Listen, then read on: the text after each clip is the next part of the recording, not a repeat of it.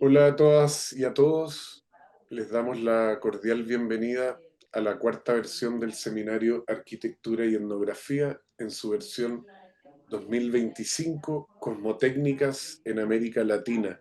Es un placer volver a estar junto a ustedes, junto ya a una comunidad que hemos ido conformando de practicantes en torno a esta temática que cruza justamente la arquitectura y la etnografía. Eh, Quiero hacer una breve introducción para los que no conocen el seminario. Eh,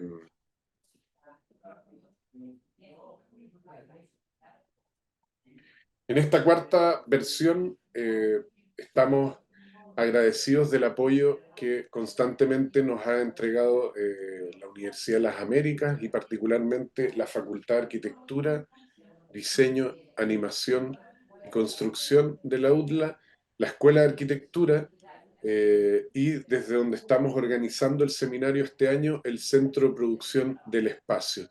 También hemos constituido un vínculo bien particular este año junto con el Magíster en Prácticas Socioespaciales, con el cual hemos desarrollado un bloque especial del seminario 2025. Como les decía, el seminario va ya en su cuarta versión. Tuvimos el año 2020, en plena pandemia, el primer evento que lo desarrollamos de forma online. El 2021 seguimos de forma online y el 2022 tuvimos una versión presencial gracias a la obtención de fondos del gobierno del Fondar en Chile. Y gracias a eso pudimos desarrollar este seminario en 4 ciudades del país. También estamos inaugurando una nueva página web, arquitectura y etnografía.cl, donde van a poder encontrar más información acerca de los expositores y del programa del seminario de este año, que como les decía, ha vuelto a estar online eh, y esperamos en las próximas versiones poder estar nuevamente de forma presencial. Aquí aparece nuestro equipo, el que hace posible la realización de este evento, muchos de los cuales van a estar participando de nuestro evento. Eh, y también dejarlos invitados a revisar la página web del Magíster en Prácticas Socioespaciales, que es nuestro partner del 2025, un magíster que trabaja en la creación y en la investigación de prácticas situadas. Eh, Estamos con la admisión en estos momentos abierta y quedan todos invitados a eh, revisar los contenidos de este programa que ya venimos desarrollando desde hace 3 años aquí en la Facultad de la Universidad de las Américas. Dicho esto, me gustaría darle la palabra al profesor Francisco Vergara Perusic, quien es el director del Centro de Producción del Espacio, para que nos introduzca en la idea de las cosmotécnicas en América Latina desde una provocación. Profesor Vergara. Muchas gracias, Cole. Muchas gracias, profesor Abásolo.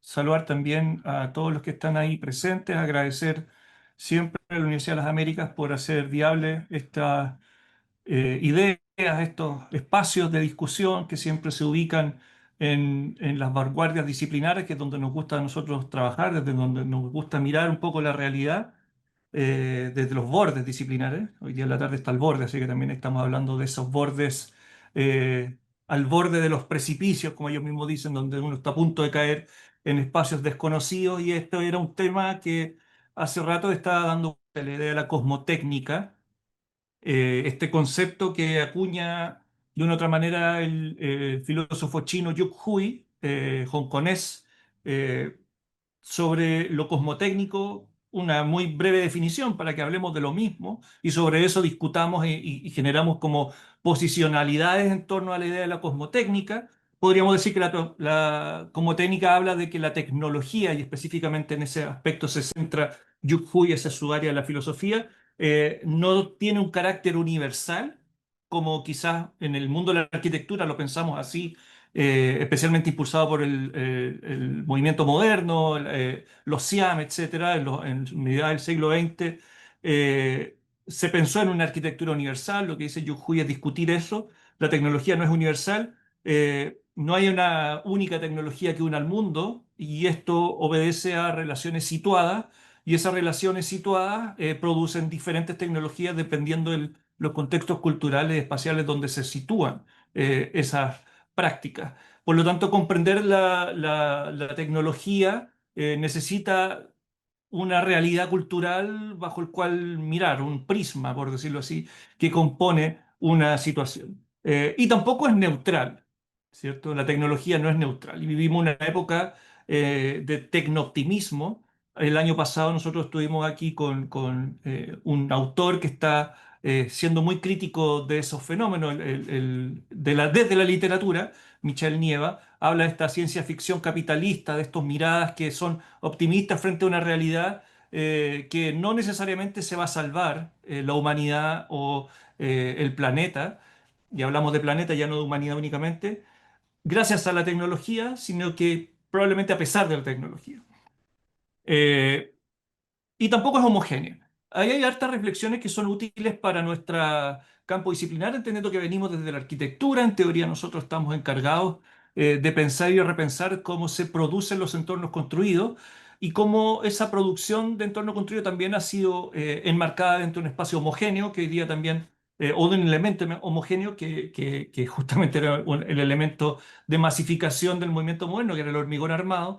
Cómo este hormigón armado como un material eh, gris, amorfo, que puede tomar cualquier forma, que se adapta a cada realidad, es también uno de los principales elementos que contribuyen a los gases de efecto invernadero, y además está siendo utilizado de manera universal ya durante mucho tiempo en el espacio de la arquitectura, tratando de llevar un poco esa discusión de la cosmotécnica a ese elemento material. Lo que yo trataba de hacer era encontrar ese elemento material que pudiera anular las complejidades locales. Y efectivamente, si lo miramos desde América Latina, el hormigón armado ha sido el símbolo del progreso, ha sido el símbolo de la ejecución presupuestaria de los estados cuando han desarrollado proyectos de modernización, y también ha sido recientemente símbolo de procesos de corrupción en el desarrollo de los estados también, como diferentes, el hormigón armado, digamos el hormigón armado, pero es la infraestructura, la vivienda masiva, es el espacio de las nuevas ciudades, de los nuevos suburbios, cómo llegar a los nuevos espacios. Eh, ha sido también parte de los problemas de la ciudad latinoamericana actual, esta ciudad que no tiene límites, ¿cierto? Que se expande hacia los territorios rurales sin respetar justamente los espacios de la ruralidad y alterando también esos nuevos espacios, esos nuevos ecosistemas. Eh, entonces, el seminario un poco lo que busca es tratar de, en este año, en que por diversas razones no hemos topado con la idea de la cosmotécnica, ya sea a través de la investigación.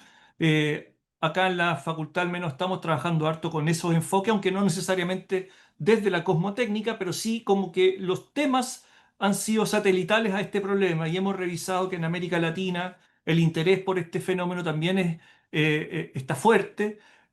Sin embargo, hemos visto también que hay una cierta desarticulación de posibles respuestas, que por supuesto es parte también de lo que se busca a través de la cosmotécnica, de no generar una respuesta única, sino que de producir elementos que sean detonantes de nuevas preguntas. Eh, entonces, la pregunta sería también, desde la misma teorización de la cosmotécnica, y un poco incluso imputando el propio título de nuestro seminario, ¿es la cosmotécnica el concepto adecuado para enmarcar estas realidades?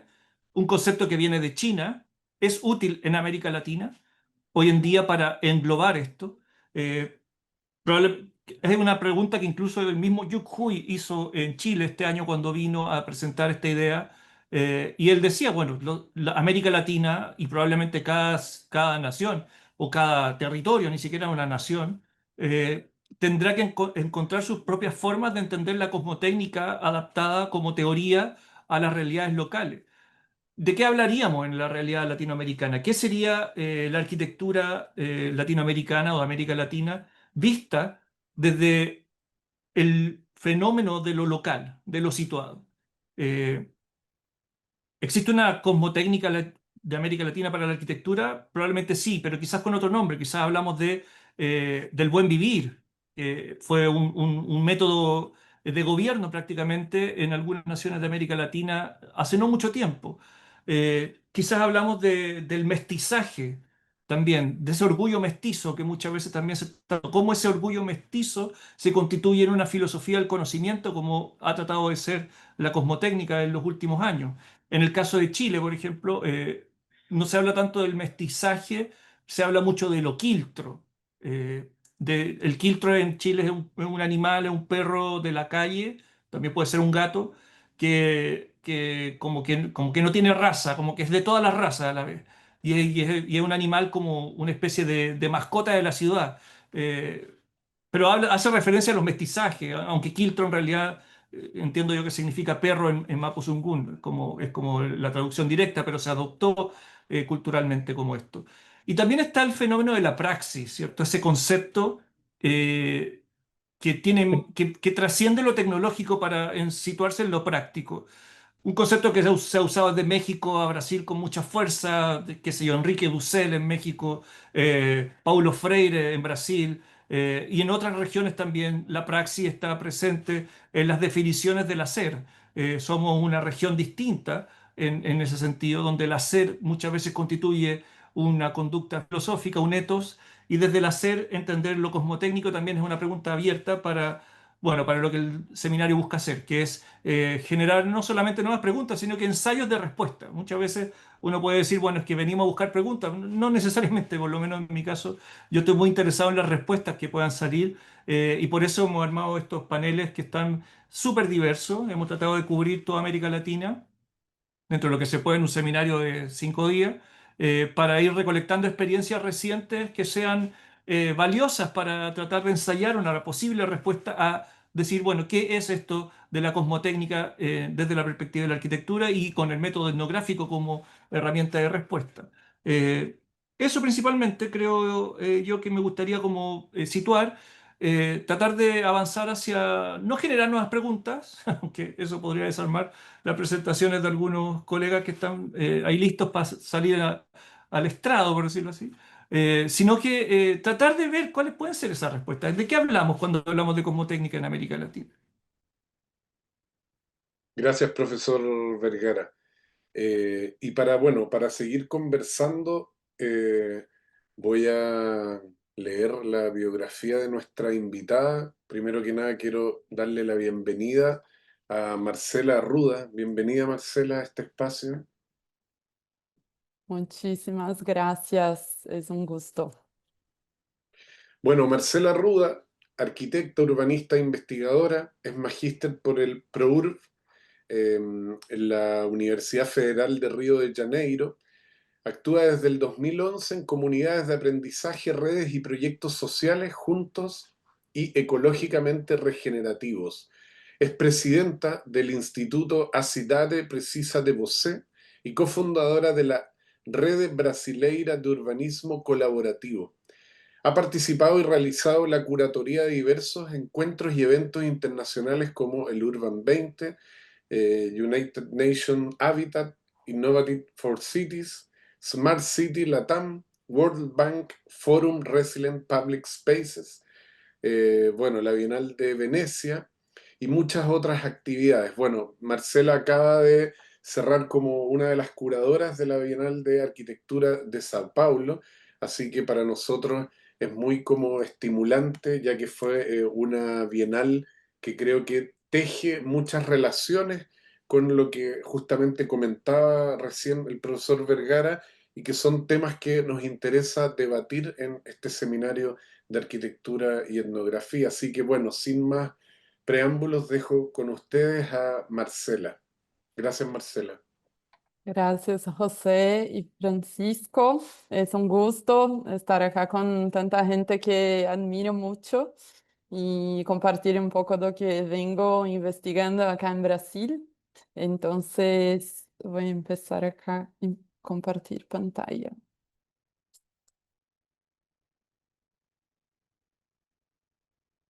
Bueno, entonces, justo José ya introdució, pero soy arquitecta y urbanista de formación. Y en los últimos años y durante mi maestría me involucré en esta pesquisa sobre la arquitectura como un dispositivo de envolvimiento, que en portugués, envolvimiento, y en español creo que es como involucrarse, ¿no? El proceso, el saber hacer de involucrarse. Entonces, un poco gustaría de empezar agradeciendo a aquellos que como me ayudaron a dar contorno y a también reconocer otros mundos y otras epistemologías y futuros cosmotécnicos, por así decir. Entonces, empezar como con este honor de quien ya ha venido en este camino hace mucho.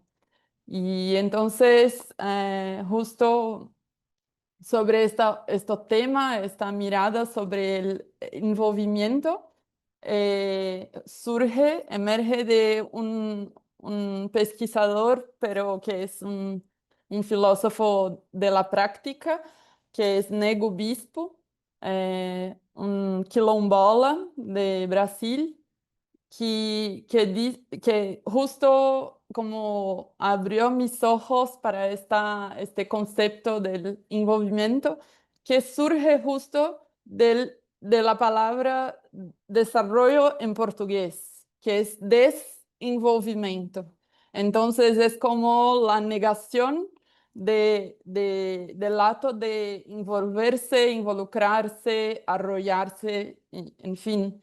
Y justo en portugués, esto como emerge es el significado de sacar aquello que te envuelve, que te hace participar del alrededor, del medio ambiente, de todas las relaciones que uno puede tener. Y buscando este significado en español, me encontré con este sentido de envolver, de arrollar, que sería como hacer dormir el niño en sus brazos. Entonces, me parece, no sé cuánto es usado este significado, pero creo que este sentido de cómo abrazar, de hacerlo parte pertenente a un entorno, creo que es un significado muy potente. Entonces, como partiendo de eso, les invito a recordar que la arquitectura es antes de todo envolvimiento, ¿sí? Entonces, es el límite que abriga, que protege, es una capa o un involucro que enrolla, que abraza y que crea un espacio que está adentro, pero que tiene toda una relación de cuidado, de pertenencia, de afecto y coimplicación. Entonces es como un compromiso de lo que está afuera que se vuelve adentro también.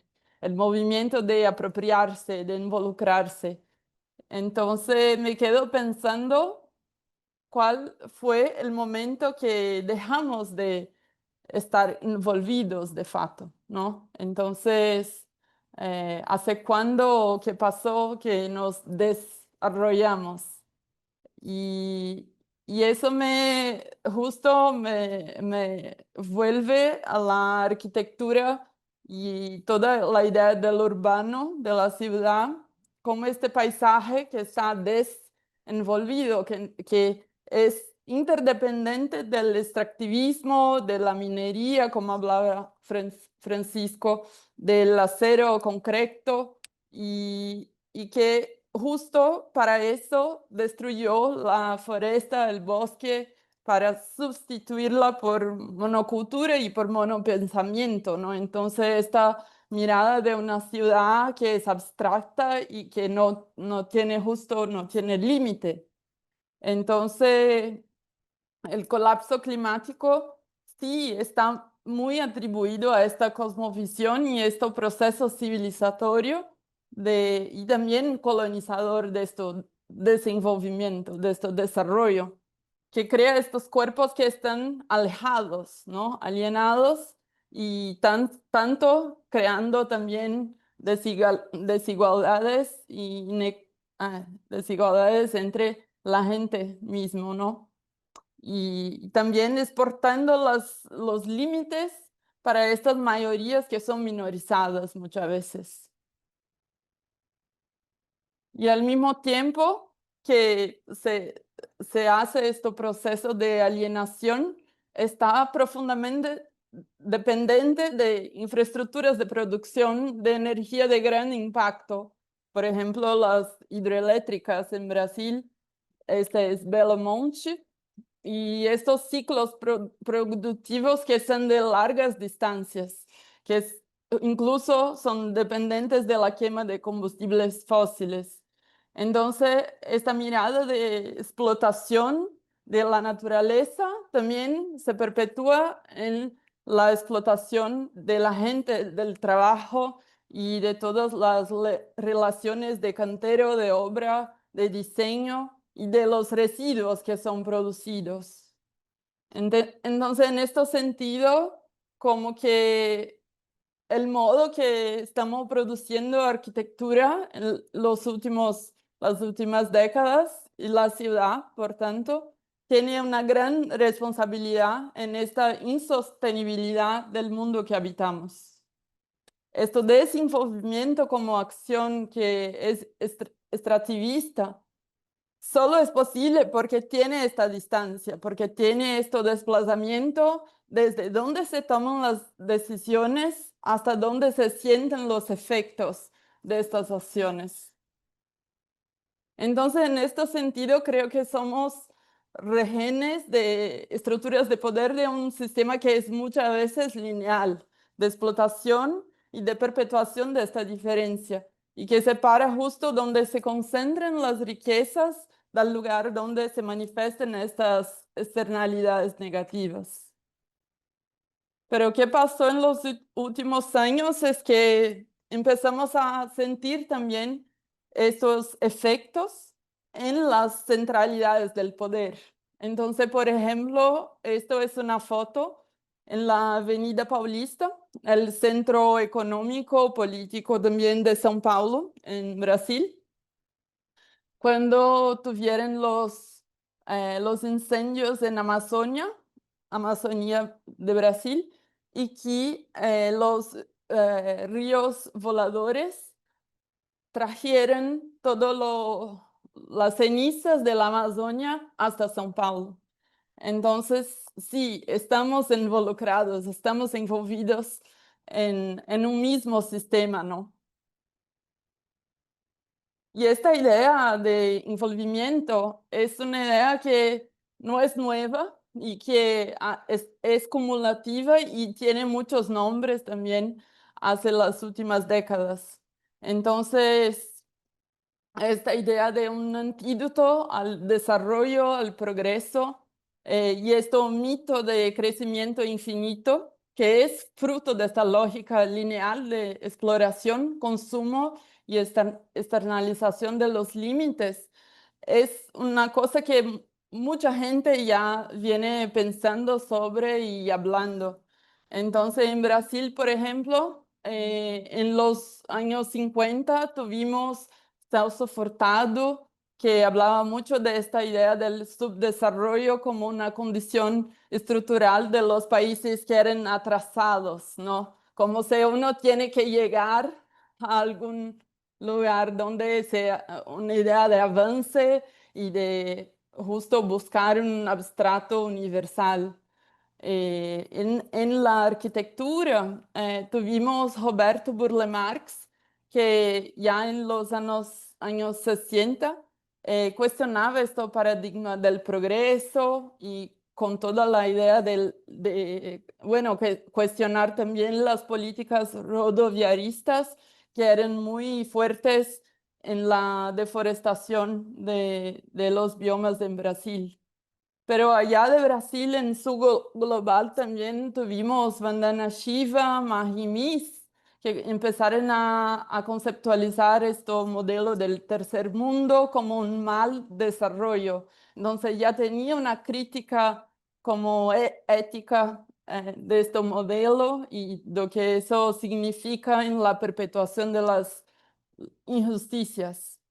Y por ahí se va, ¿no? Entonces, Wolfgang Sachs y la propia como contrarrespuesta de lo ecofeminismo en los años 92. Entonces, muchos de estos movimientos van acumulándose y trayendo una lucha política también, ¿no? De nombrar lo que uno está viviendo. Y en este sentido, ampliando la mirada para el contexto latinoamericano, como muy bien habló Francisco, tenemos Sumaca Usai con Alberto Acosta en Ecuador a partir de los pueblos originarios que traen esta mirada también, pero otras formas de nombrar, por ejemplo, de las alternativas sistémicas o el pluriverso, por ejemplo.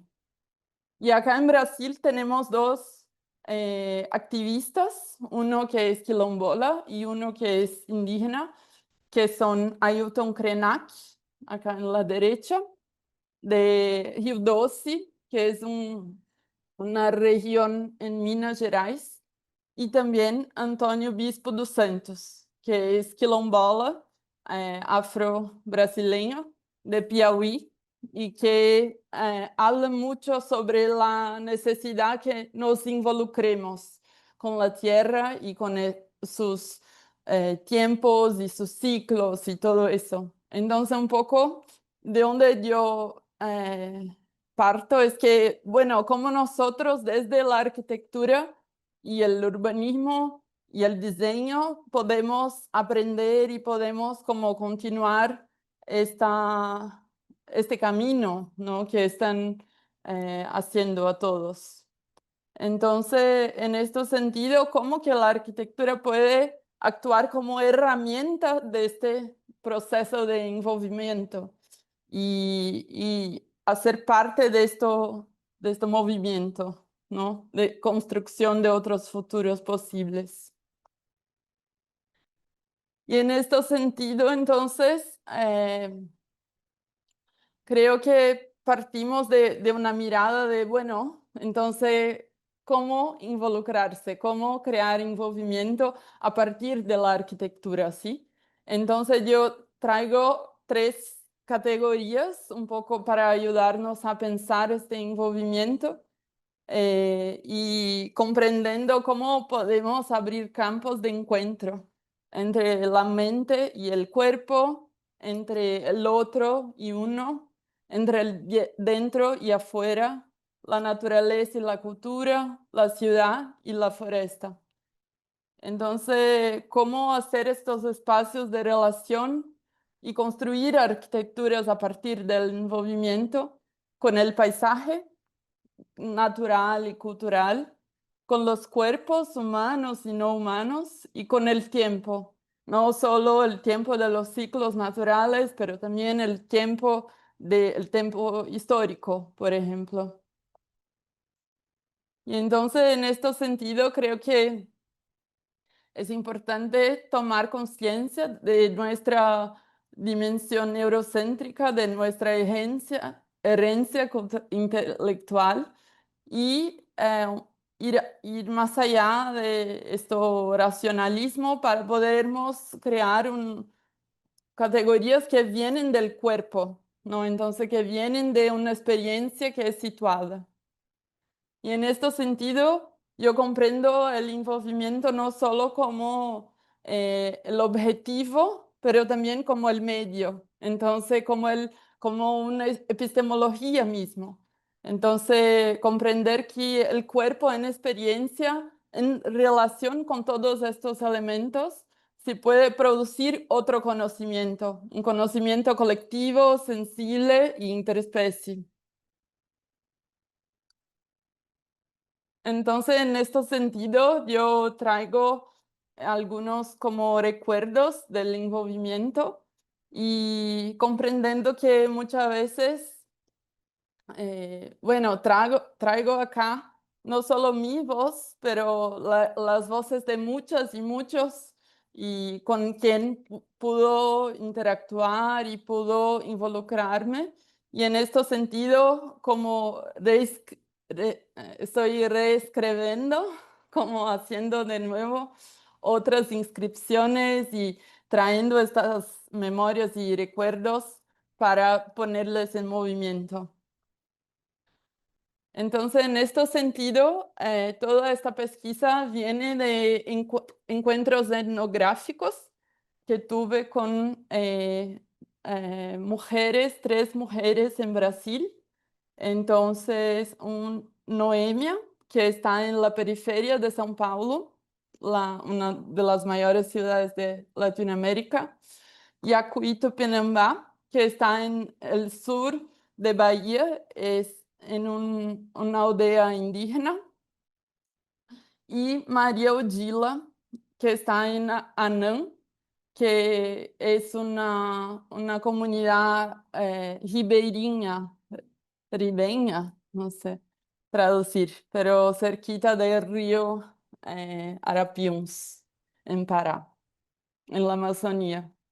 Y en este sentido creo que es importante también decir que estos encuentros con estas mujeres son situados, pero también se desdobran en otros encuentros, en otras condiciones. Entonces, por ejemplo, en programas pedagógicos que yo hizo online, presencial en São Paulo, entonces haciendo también vivencias y experiencias de construcción de cantero, visitas a otros espacios, seminarios y colaboraciones en bienales o exposiciones, y también escribiendo, perdón por mi español, pero escribiendo juntas. Entonces, en este sentido, creo que es mucho sobre también cómo estos encuentros van produciendo otras formas de estar juntos, ¿no? No necesariamente solo una, pero muchas otras. Y en este sentido, estos vínculos con estas mujeres también creo que son muy especiales porque ellas son como griots, son como mujeres que guardan, pero también comparten las historias de sus pueblos. Entonces, no están solo produciendo la vida, pero están produciendo formas y narrativas de cómo hablar sobre y comprender esta vida que están ahí viviendo. Entonces, en este sentido, todo este método de investigación, de comprender formas de pensar y hacer arquitectura, está muy envolvido con estas formas situadas y con estas personas que están en cada uno de estos territorios. Y entonces un poquito sobre las categorías que como yo traigo en una invitación y que aprendí con estas mujeres en estos territorios. Entonces, sobre el paisaje, ¿cómo podemos comprender que la arquitectura pueda ser parte del paisaje y ser un gesto también de diálogo con estos cuerpos, con las moléculas y con todo que es presente y vivente en el paisaje? Y cómo también comprender que la arquitectura puede ser un instrumento de revelación y de incorporación de estas marcas y memorias, hábitos y dinámicas. Entonces, comprender la arquitectura como esta cultura muy arraigada y muy intrínsecamente parte del paisaje, ¿no?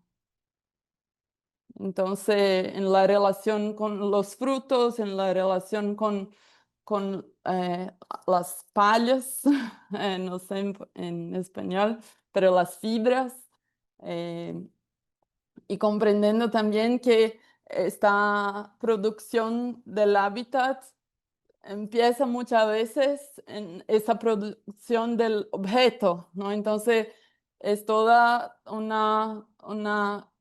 hay un cambio de escala, pero hay el mismo saber que es muy íntimo y situado.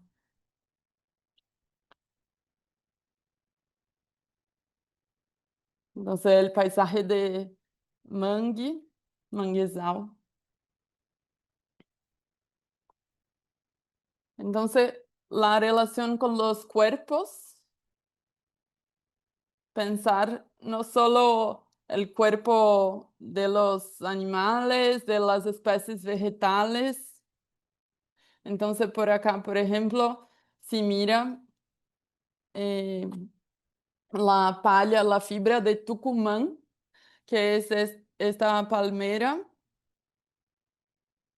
y que hacen la tintura natural con elementos del paisaje. Entonces, por ejemplo, con el azafrán, con el genipapo. Entonces, para producir el objeto espacial, arquitectónico, artesanal, se tiene una relación de cultivo del paisaje, ¿no? Y de estos cuerpos, de íntima relación de cuándo se puede sacarlo, cuándo se tiene que plantar, en qué luna, todo eso.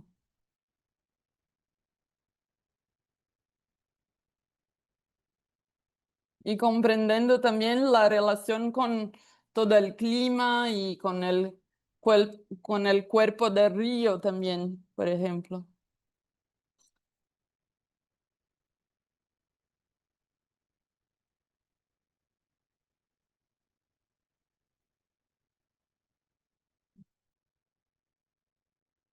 Y por fin, la relación con el tiempo. Entonces, cómo tener el envolvimiento con el tiempo y comprendiendo que el tiempo no es solo reconocer un tiempo para allá del tiempo productivista o del tiempo lineal, pero también el tiempo que, bueno, de la naturaleza, entonces, de las distintas escalas de día, noche o de luna o de estaciones del año, pero también el tiempo histórico de lucha política. Entonces, por ejemplo, esto es un espacio que existe hace más de 30 años y que están aún en una situación de informalidad, entonces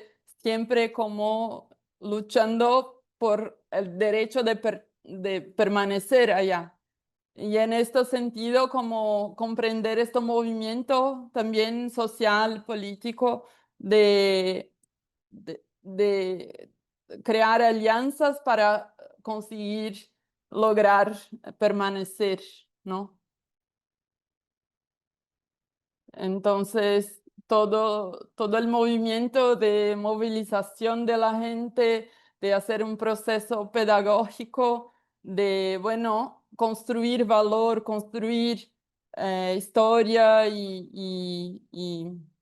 bueno, reconocer que ahí tiene un patrimonio, que hay mucho que ya fue hecho. Y en este sentido, para nosotros como arquitectos, reconocer que cuando estamos ahí haciendo un proyecto, estamos llegando en un proceso que empezó mucho, mucho antes de nosotros. Entonces, ¿cómo tener este lugar de reposicionarnos y comprender que este es solo una partecita de un todo mucho más amplio y que empezó hace mucho y después del proyecto de arquitectura va a continuar? Entonces, ¿cómo tener esta otra mirada, de otro perspectivismo en la relación con un movimiento que es vivo y que empezó muy, muy antes del proyecto arquitectónico per se. Entonces, en este sentido, creo que nosotros en América Latina tenemos muchas identidades y muchas manifestaciones culturales y que se traducen en arquitecturas muy distintas y que tienen diferentes manifestaciones en los ribereños o en los afrodiaspóricos o en los modos de construir en las periferias de las metrópolis. Y en este sentido, nosotros desde el campo de la arquitectura vivimos esta ceguera hacia otras producciones y prácticas espaciales. Entonces, me pregunto cómo sería posible curar esta herida de la colonialidad, del desarrollo, para proponer una arquitectura que sea abierta.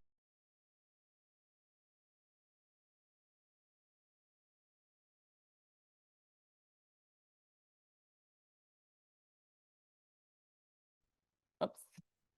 Me caí, pero creo que volví. ¿Sí? Bien. Entonces, solo a terminar, me pregunto, ¿sería posible que nosotros desde la arquitectura pudiéramos proponer una arquitectura que esté abierta a otros modos de relación y envolvimiento, que estén basados en la reciprocidad, en alianzas de cosmologías y multiespecies, en esta idea de límite planetario? Entonces, estos principios apuntan a un cambio de postura y de comportamiento, ¿no? De nosotros como técnicos.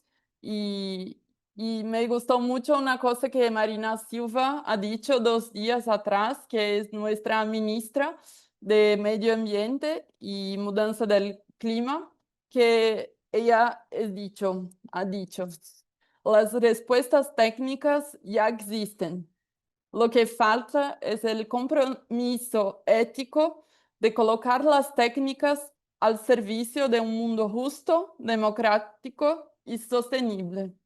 Entonces creo que recuperar esta diversidad técnica en este contexto de crisis planetaria implica construir también una base de colectividad, de un proyecto contracolonizador que tiene que ser plural y ético, ¿no? Entonces, donde este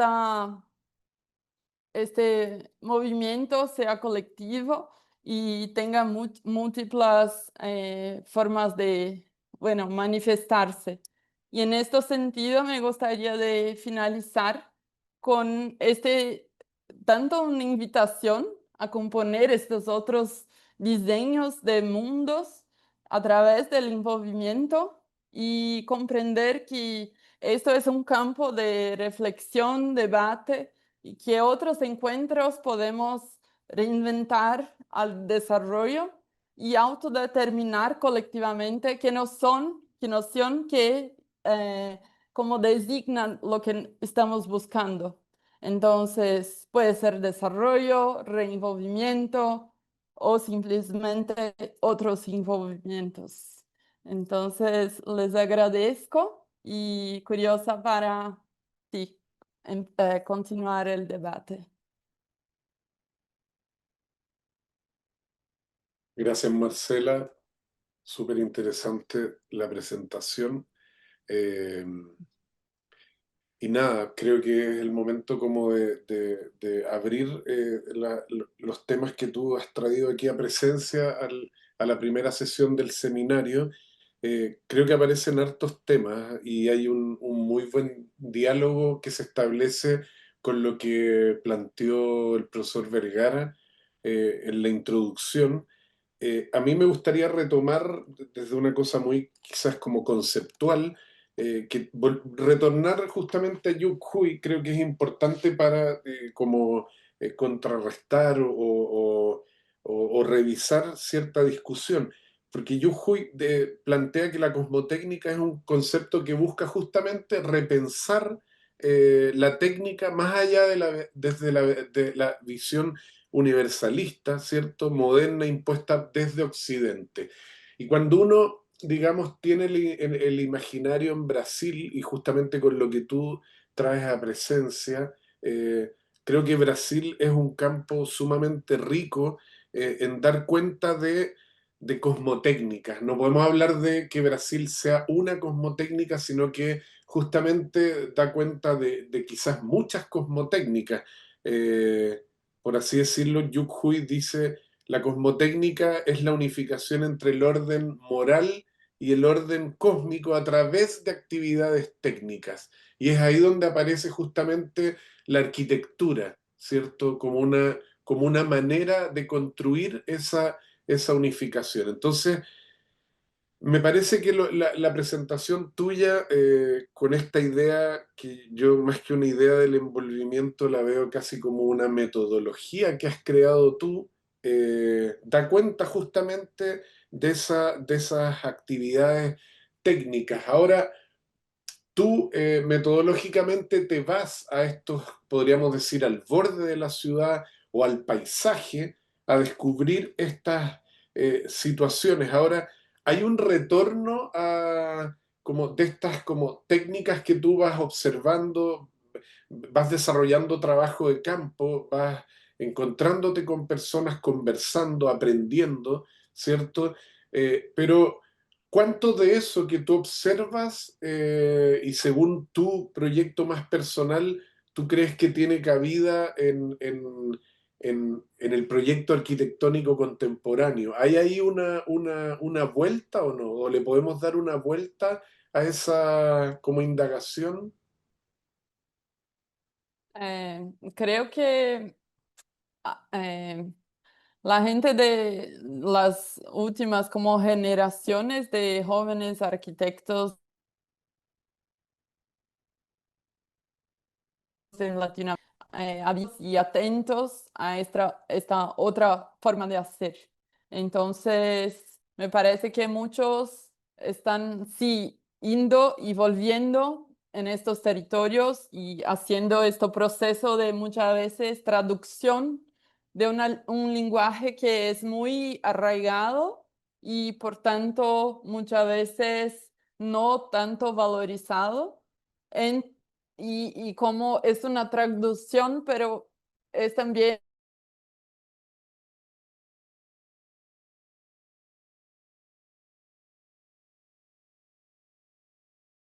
Marcela, está ahí, se nos colgó. Vamos a esperar a ella Está, volverá.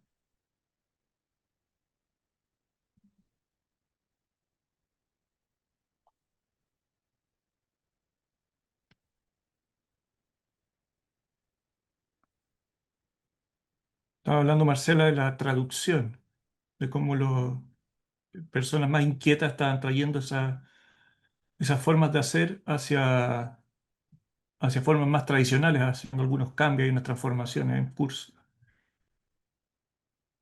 técnicas. Ahí volvió. Pero volví, Ahí sí.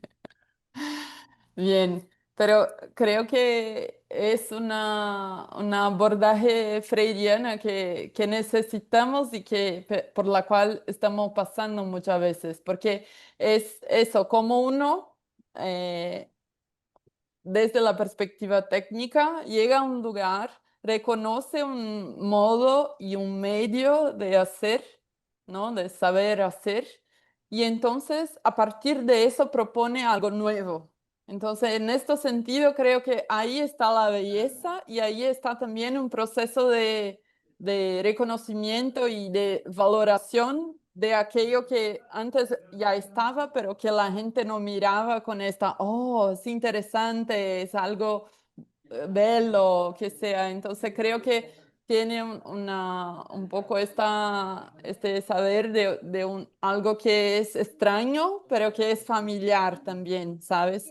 Y creo que está en esta capacidad que, que tenemos ahí a avanzar y a construir estos caminos. Entonces, misma, yo en estos lugares, con estos territorios y estas mujeres, tuve muchas idas y venidas. Entonces nos conocimos ahí en el territorio donde hizo una inmersión y me quedé tiempo con ellas aprendiendo y interactuando y todo eso, pero también yo he traído ellas a espacios, por ejemplo, de diálogo con otros arquitectos o con otras lideranzas. Entonces, me interesa este lugar de hacerlo, pero también de hablar sobre lo que uno hace y un poco construir esto común sí, de percepción de qué estamos haciendo juntos, ¿no?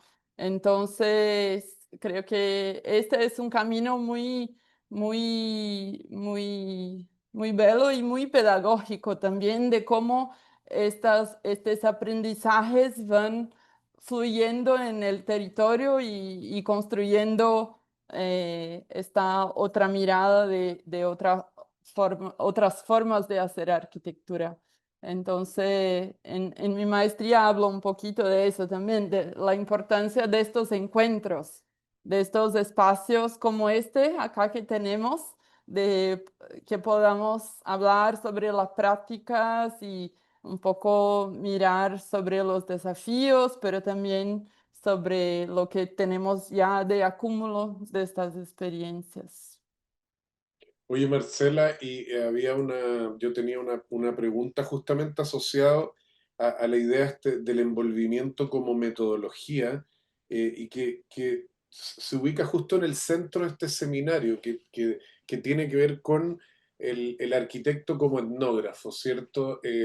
Tú nos comentas que te involucraste con las comunidades. Me gustaría un poco que nos pudieras abrir ahí tu caja de herramientas y comentarnos un poco más acerca de metodológicamente cómo es ese envolvimiento con esos cuerpos. Creo que hay un valor que radica en ese trabajo, que me imagino que no es extractivista, ¿cierto? Como mucho se critica al mundo académico, de que a veces va a la comunidad, extrae sus datos y luego la comunidad queda de lado. Entonces me gustaría un Ujú. poco entender cómo es esa metodología para desde ahí entender aún más la idea de la tesis que tú propones del envolvimiento. Ujú. Sí. Eh, Al final para mí creo que es un poco difícil de hablar de metodología porque cada relación es una relación, pero creo que podemos hablar un poco más de una postura o de valores o de prácticas que uno puede llevar a cabo, ¿no? Entonces, creo que es mucho sobre ponerse como disponible a lo que el territorio te pide o necesita, o entonces en este sentido como tener un oído abierto a comprender qué necesitan y cómo uno puede aportar a estas necesidades o deseos, ¿no? Porque ni siempre son necesidades, hay veces que son sueños y, y sí, intereses. Entonces creo que tiene mucho que ver con eso y también sobre, bueno, es establecer una relación, ¿no? Entonces, mucho más do que sí ir allá y sacar cosas, pero cómo estas idas y venidas, como esta relación de intimidad, que es a lo largo del tiempo, puede establecer y puede continuar, ¿no? Entonces, por eso también es difícil decir cómo se hace así, no, se hace como siempre buscando, siempre cómo se cultiva una planta, cómo se cultiva un espacio, se cultiva una relación, ¿no? Como este tejido social. Entonces creo que es mucho sobre eso, cómo buscar formas de crear esto dibujo colectivo Y en este sentido creo que es también mucho sobre reconocer, bueno, su lugar, sus accesos, sus privilegios y cómo se puede canalizar investimiento, cómo se puede canalizar posibilidades de alianzas, de colaboración. Entonces, cómo mantener este canal de comunicación abierto también a hacer estas relaciones posibles. Entonces, por ejemplo, en Brasilândia con Noemia tenemos esta relación desde 2016, pero que se cambió mucho ya. Entonces, hicimos un programa pedagógico de construcción con bambú en 2016. Después, en 2018, hicimos juntas un proyecto de activación de un parque allá cerca del espacio cultural. Después, en 2021, hicimos juntas un proyecto de seguridad alimentaria y soberanía alimentaria con otros puertos allá cerca. Entonces, siempre como comprender que el territorio es vivo, que la gente tiene deseos y posibilidades, intereses, y un poco cómo uno puede llegar junto en esta confluencia, en este movimiento local, ¿no? Entonces creo que es un poco, estas serían algunas de las herramientas de relación y un poco mirando cómo ir, pero también cómo abrir espacios donde uno esté para atraer la gente del territorio a hacer cosas también, ¿no?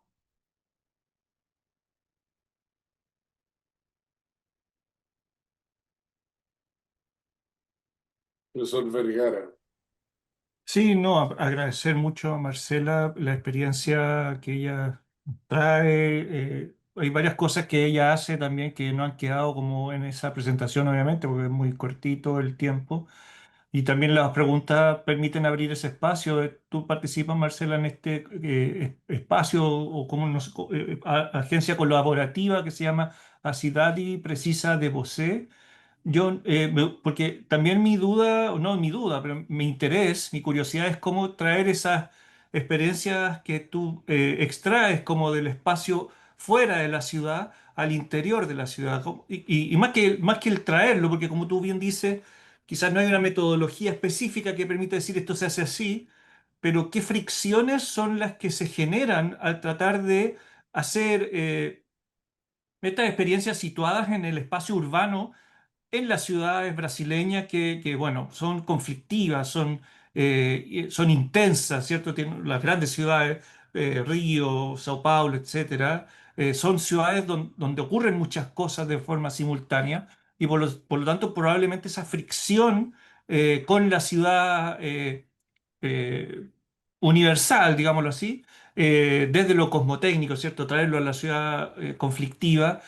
¿Qué ocurre en ese proceso de tratar de ver cómo estas experiencias que ocurren en territorios rurales pueden ser tratadas de trasvasijar a espacios urbanos más Ujú. consolidados, metropolitanos? Sí. Creo que es mucho sobre intentar de crear como una heterotopía en este sentido, así de que, bueno, tenemos ahí una orden que opera en la ciudad global, en la metrópolis y todo eso, y cómo crear un espacio adentro de este espacio que tiene sus propias métricas y reglas y tiempo y todo eso. Entonces, Lúcio Ventania, que es un bambucero de Brasil muy increíble, que trabaja más de 20 años con bambú.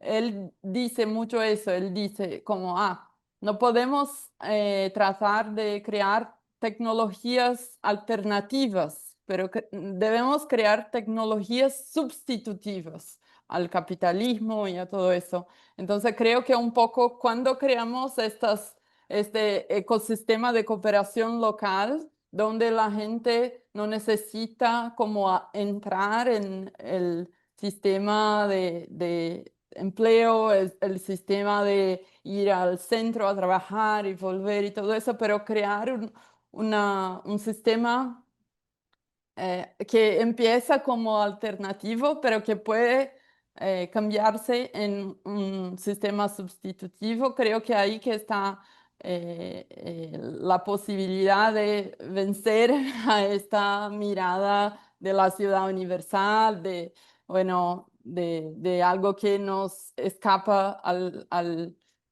sí, a la agencia, ¿no?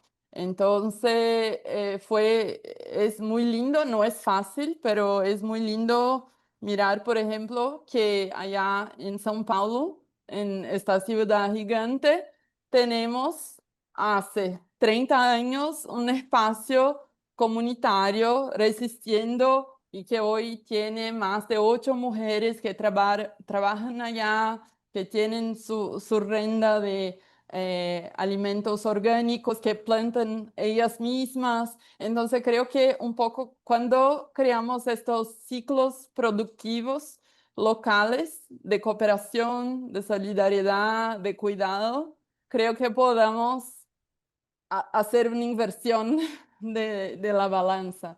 Entonces, obvio que hay muchas fricciones. Entonces, por ejemplo, en A Cidade Precisa de Você, hicimos un proyecto sobre seguridad alimentaria, hicimos como fomentamos grupos en todos los ciclos del alimento. Entonces, desde la producción eh, alimentaria hasta la preparación, consumo y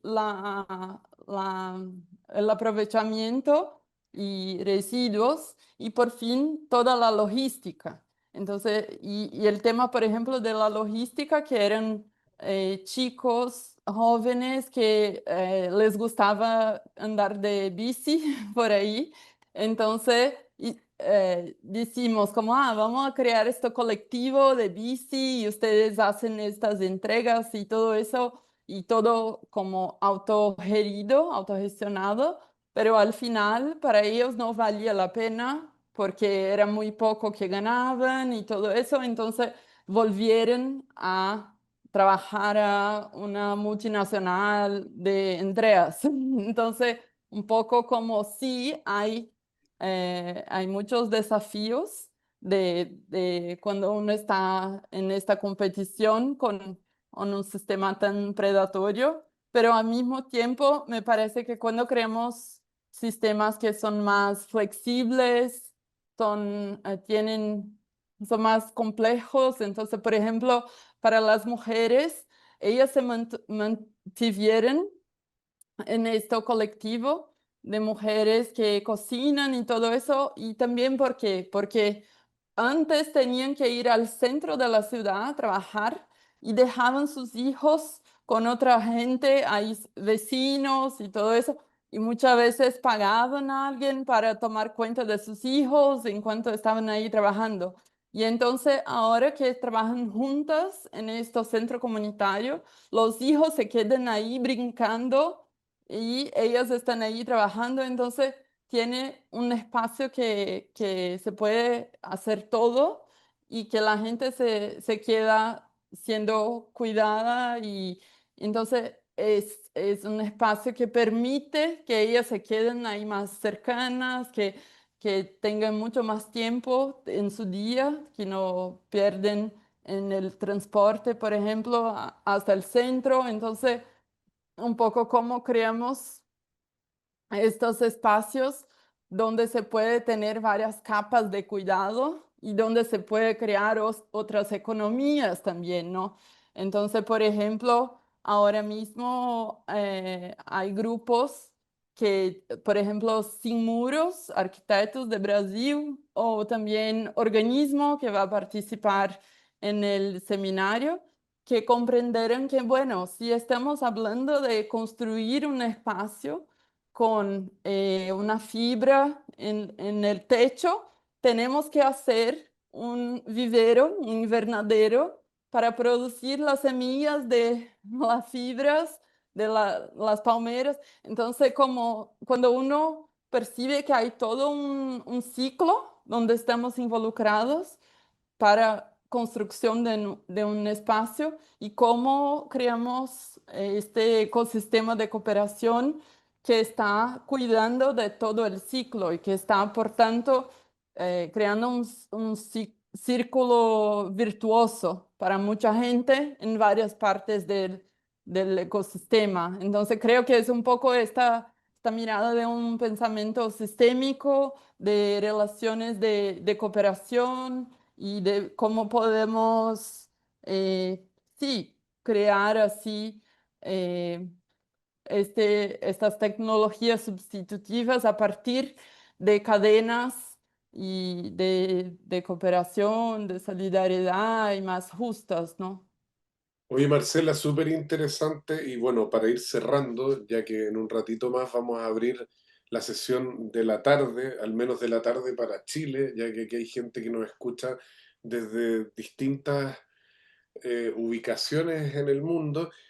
Me pareció súper interesante lo que dijiste de lo alternativo a lo sustitutivo, ¿cierto? Y ahí me gustaría como que ya nos comentaste de ciertas experiencias en diferentes momentos. Creo que hay ese tema, se va instalando yo creo que mucho en las escuelas de arquitectura, ¿cierto? Creo que es una agenda que si en algún lugar va a permear fuerte, creo que va a ser en las escuelas de arquitectura. Pero también creo que hay un rol súper importante en lo que ustedes hicieron en la Bienal de Sao Paulo este año. Yo no tuve la suerte de visitarla, pero sí uno podía ver que hubieron muchos cambios. O sea, a propósito de lo que comentaba Pancho al inicio del hormigón, ¿cierto? El hormigón claramente es un material universal, ¿cierto? Que borra, ¿cierto? Todo indicio de cultura, de técnica, y ¿cierto? Y se transforma en un elemento muy genérico que sí va teniendo a veces algunas manifestaciones, el brutalismo francés, el brutalismo brasileño, qué sé yo, pero me gustaría un poco que nos comentaras cómo aterriza toda esta idea, de esto que tú estás como discutiendo en la Bienal, cómo fue esa bajada de esas temáticas y que justamente propuso un giro a lo que había venido siendo la Bienal años anteriores. Ujú. Creo que al fin, al cabo, creo que hicimos una invitación a otros procesos mismo, desde la arquitectura y justo comprender la arquitectura como una manifestación cultural arraigada, ¿no?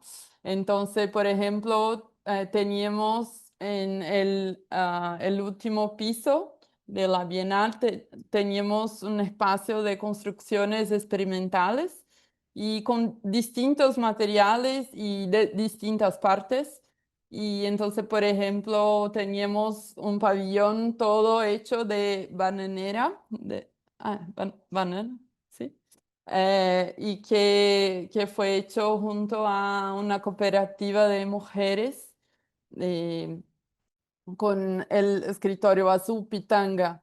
El otro lado teníamos un pabellón de Mirichi, que es también es una palmera de la Amazonía y que también fue hecho con otra cooperativa de familias de la Amazonía. Entonces creo que un poco esto que estaba hablando de una forma más abstracta, creo que se manifiesta mucho en estas relaciones de los arquitectos junto a comunidades locales que hacen un cultivo de la biodiversidad local y que tienen una relación con los materiales muy propia, como hablaba justo de Lúcio Ventania también, que está en Minas Gerais y que tenía un pabellón junto a Instituto Cambará, que fue hecho todo de bambú. Entonces, creo que en este sentido trajimos como manifestaciones de estos procesos y al mismo tiempo teníamos un espacio que fue muy, muy importante, que fue un laboratorio vivo de biomateriales y de circularidad, donde la gente podría llegar ahí y producir sus propias técnicas, así sus propios biomateriales y materiales también con residuos. Entonces, en este sentido, creo que abrir este espacio de experimentación, de pesquisa, de mirada creativa, de qué materiales que están ahí disponibles para que nosotros podamos crear otras arquitecturas junto a ellos, ¿no? Entonces, creo que así es esta mirada más pedagógica de proceso, de experimentación, de arraigo y un dibujo, un diseño situado, creo que fue muy, muy fuerte e importante para que podamos, sí, como una semilla, para que podamos tener este espacio de manera más continuada en otros territorios y otros contextos. Entonces creo que fue mismo una provocación para que nosotros podamos alargar los espectros de lo posible y hacer ahí un espacio más vivo y más crítico, pero creativo también de experimentación de la arquitectura. Gracias, Marcela. Muchísimas gracias a ustedes y espero que tengan ahí un lindo seminario con ponencias increíbles y que podamos continuar todo este debate que es tan importante y relevante para el campo y para toda Latinoamérica, una vez que no solo los arquitectos que hacen arquitectura, ¿no? Entonces, Sí, muchísimas gracias. a mí me gustaría ya desde ya dejarte invitada a la Escuela de Arquitectura de la UDLA. Tenemos hartos espacios de talleres internacionales. Si no en la escuela, el magíster también tiene un viaje anual, así que ya hemos estado en Sao Paulo. Este año estuvimos en Lima, así que nada, ojalá que en un tiempo breve nos podamos reencontrar. Así que nada, te agradecemos tu presentación, agradecemos a todos quienes se conectaron hoy día a esta primera sesión y los dejamos invitados ahora en un ratito más, hora de Chile, a las 3:30. Tenemos la sesión de Al Borde con David Barragán y que va a estar siendo moderada por el profesor Julio Suárez. Así que nada, agradecido siempre de estar aquí en contacto y de ir generando esta comunidad en torno al Seminario de Arquitectura y Etnografía. Gracias, Mm. profesor Vergara. Muchísimas Feliz. gracias. Chao. Chao.